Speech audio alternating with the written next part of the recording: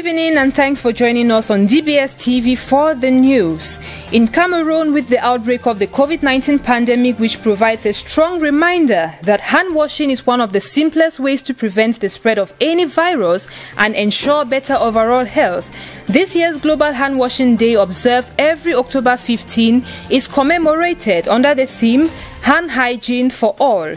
In Cameroon, like elsewhere, the need for hand hygiene has never been as much emphasized as it is in the advent of the virus that is raging the whole world. However, the act of washing hands with water and soap might be very much neglected by many, as some tend not to believe in the existence of the virus any longer. Few months back, when the news of coronavirus started being propagated, hand washing was made primordial across the world and in Cameroon as a great preventive measure. Hand washing points made up of soap and water, as well as hand sanitizing gel, could be seen in just every public place and at the entrance of buildings. Today, these hand washing points are almost impossible to find, and even the few buckets of water still found in many parts of Douala are either empty or abandoned. The hand washing culture is gradually disappearing as water and soap scarcity continues to grow, but COVID-19 and other preventable infections by hand washing still dwell amongst us.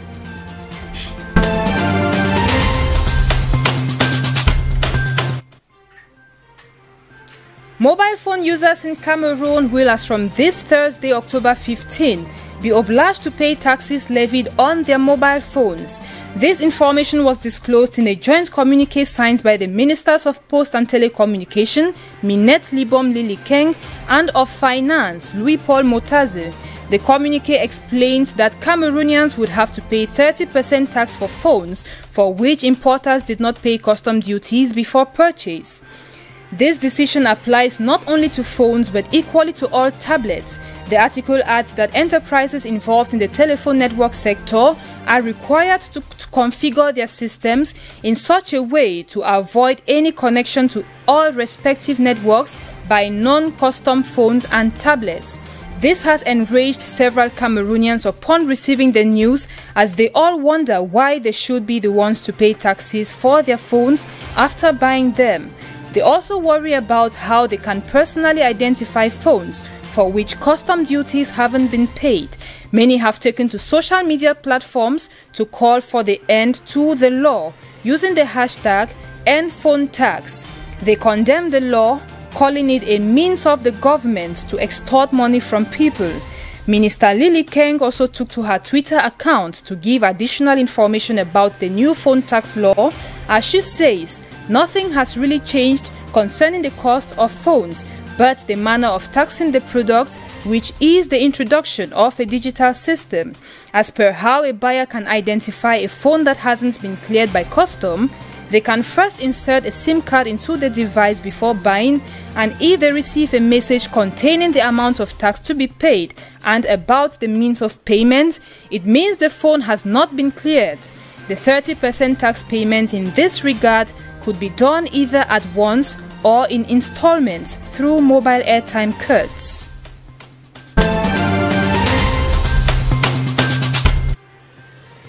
October 15 is celebrated as the International Day of Rural Women, this year's edition being within a specific context, that of coronavirus pandemic. It is the raison d'être behind the theme, Building Rural Women's Resilience in the Wake of COVID-19. This is to create awareness of these women's struggles, their needs and their critical and key roles in our society. Defining who the rural woman is, she is not only that active agent of economic and social change in the villages, but also that one struggling in the cities, active in transporting farm produce to immediate consumers, like in the economic capital of Cameroon, Douala.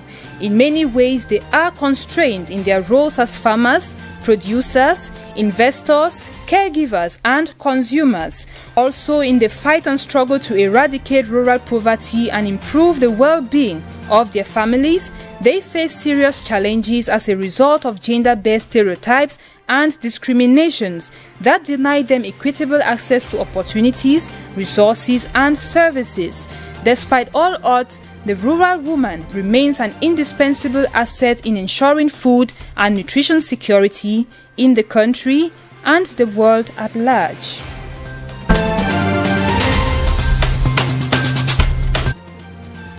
As the CAF inspection mission begins work inspecting sporting facilities in Cameroon ahead of the 2021 African Nations Championship (CHAN) and the 2022 African Cup of Nations (AFCON) this October 15, construction works are said to have continued at the east entrance in the city of Douala.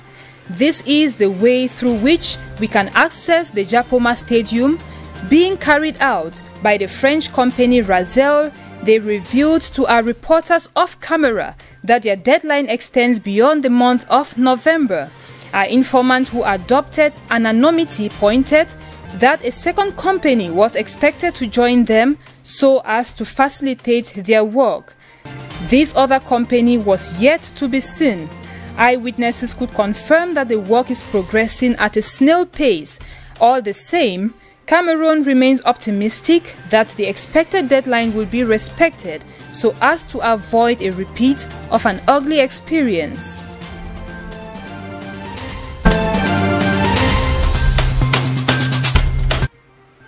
In other African countries, 2 weeks to Ivory Coast presidential elections, voters timidly began withdrawing voter cards on Wednesday. About 7.5 million voters in total registered this year. There are calls by the opposition that the process be stopped and the establishment of an independent electoral commission also be done. The electoral campaign starts this Thursday, October 15. President Alassane Ouattara is seeking controversial third term in the face of an opposition which has called for civil disobedience and leaves room for doubt on a boycott of the poll. Ivory Coast has 25 million inhabitants with a very young population. Of the two main candidates have dominated the political scene for almost 30 years.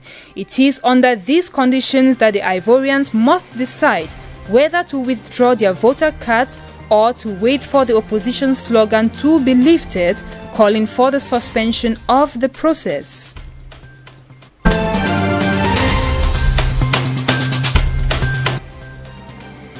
In the Democratic Republic of Congo, Martin Fayulu and the Lumumba coalition called on the Congolese to take to the streets on Wednesday to demonstrate against what they describe as balkanization of the Democratic Republic of the Congo and also to support the call for the creation of an international criminal law tribunal for the country. A demonstration banned by the Congolese authorities and which ended with tear gas. The coalition reports several people have been wounded and numerous arrested. Police, in trying to contain the protest, punctured the tires of Fayulu's car to prevent him from getting to the assembly ground. The opposition has promised further gatherings in the days ahead in Kinshasa. A heightened security presence and transportation disruptions are to be expected near demonstration sites.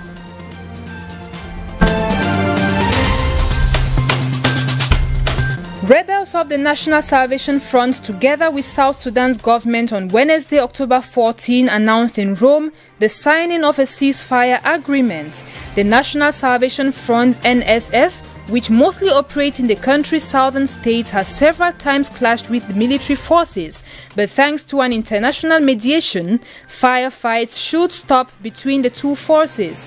The South Sudan government and NSF also decided on a date for a political but not military meeting in late November in order to discuss topics for the reform of the security sector.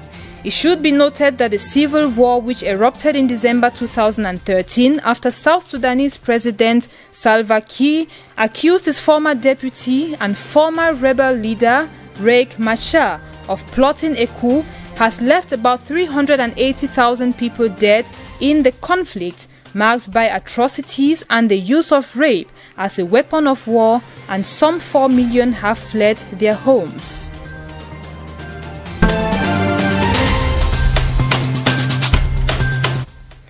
In Togo, the month of October has been dedicated to consuming local products. This is an initiative of the government and the West African Economic and Monetary Union Commission. Local consumption gives the opportunity to products made in Togo to promote themselves.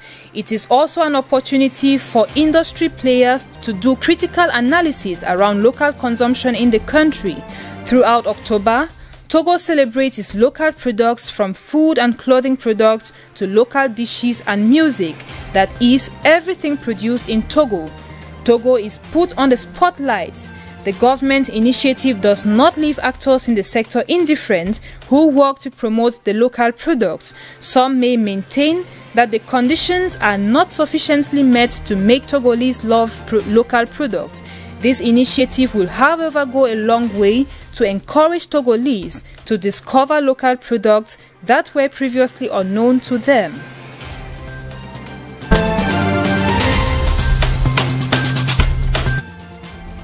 Residents of major French cities, including the Paris region, are to be confined to their homes between 9 p.m. and 6 a.m. This decree will kick off from midnight on October 17 and will last for 4 weeks. The 8 metropolitan areas affected by the new measures, apart from Paris region, are in and around Grenoble, Lille, Lyon, Marseille, Montpellier, Rouen, Saint-Étienne and Toulouse. Altogether, some 19 million people are affected. The restrictions, already outlined by the government, were confirmed by French President Emmanuel Macron in a televised address to the nation on Wednesday, October 14.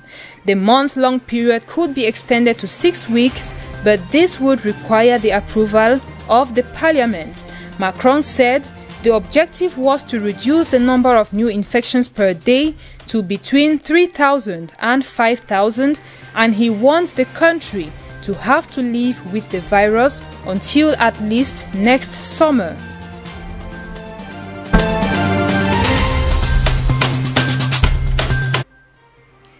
Chancellor Angela Merkel on Wednesday said Germany will introduce tougher measures on gatherings and mask wearings to fight a surge in coronavirus infections. The measures, which include limit on the number of people at private gatherings and curfew for bars and restaurants in areas deemed hotspots, were agreed following an 8-hour meeting between German Chancellor Angela Merkel and the country's 16 state premiers. The measures, which include limit on the number of people at private gatherings and a curfew for bars and restaurants in areas deemed hotspots, were agreed following an 8-hour meeting between German Chancellor Angela Merkel and the country's 16 state premiers. I am convinced that what we do now will be decisive for how we go through this pandemic, Merkel said. She appealed to the country's younger citizens, urging them to avoid parties for now so that they can enjoy their life later. The new measures came as Germany posted a record daily increase in confirmed cases this Thursday, adding 6,638 cases and bringing the total to over 341,000, according to data from the Robert Koch Institute for Infectious Diseases.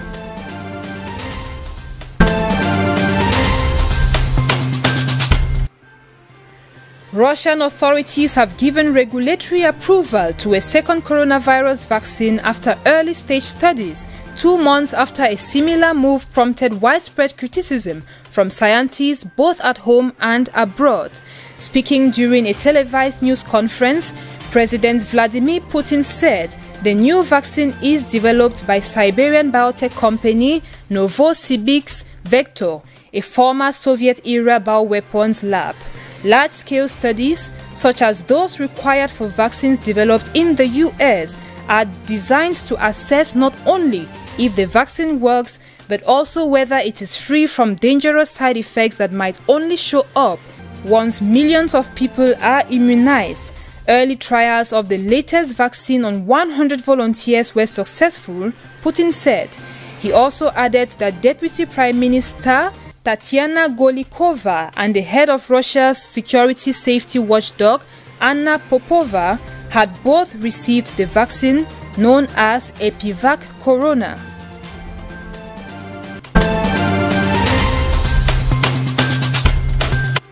The European Union on Wednesday, October 14, agreed to impose sanctions on 6 people and 1 entity over the poisoning of Russian opposition leader Alexei Navalny.